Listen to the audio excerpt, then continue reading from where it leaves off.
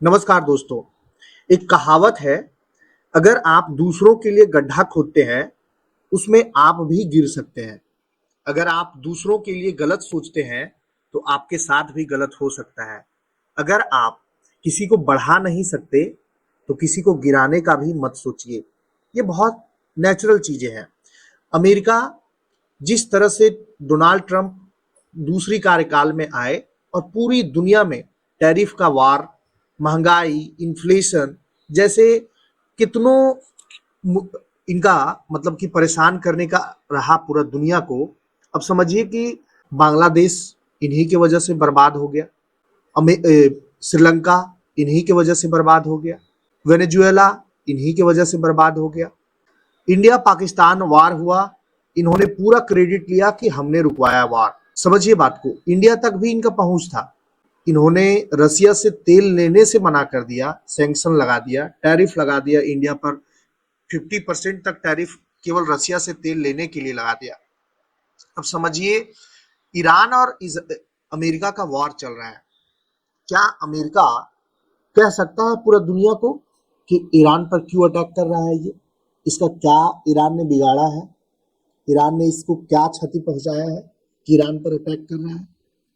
अगर इसराइल और Iran war चल रहा है और इसराइल अगर अटैक करता है तो इसराइल को खतरा था ईरान से, इसलिए वो कर रहा है, या अपना एक उसका अलग मुद्दा है। इसराइल तक तो क्षमा था, लेकिन अमेरिका इसमें क्यों आया?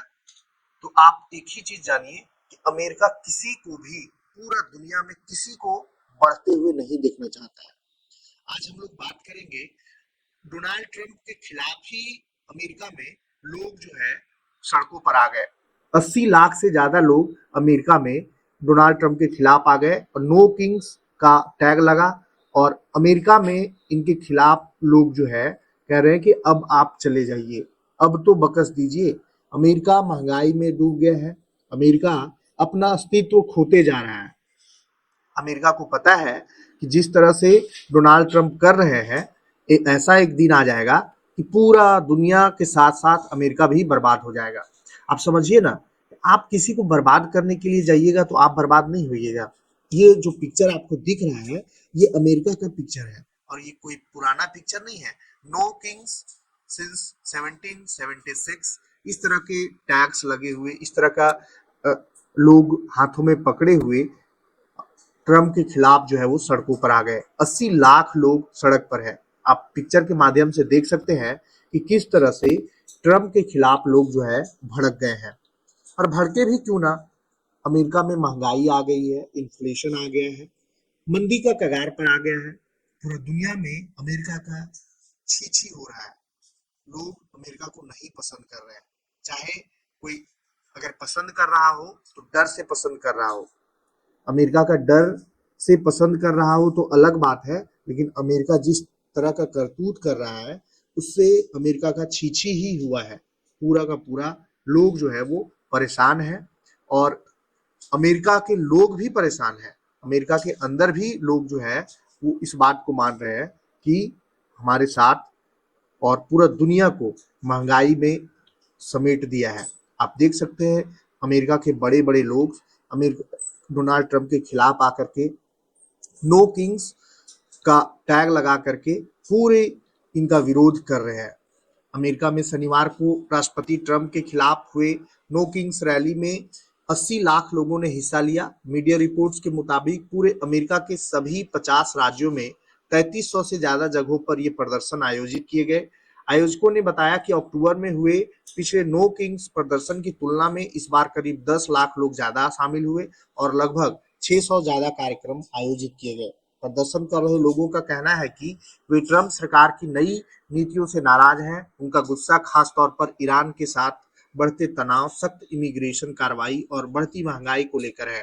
कई जगहों पर लोगों ने ट्रंप और उपराष्ट्रपति जेडी वेंस के खिलाफ पोस्टर दिखाए और उन्हें पद से हटाने की मांग की। ट्रंप के खिलाफ अब तक राष्ट्रीय स्तर पर 3 बार नो किंग्स प्रदर्शन हो चुके हैं। पहला बड़ा प्रदर्शन जून 2025 में आयोजित किया गया था।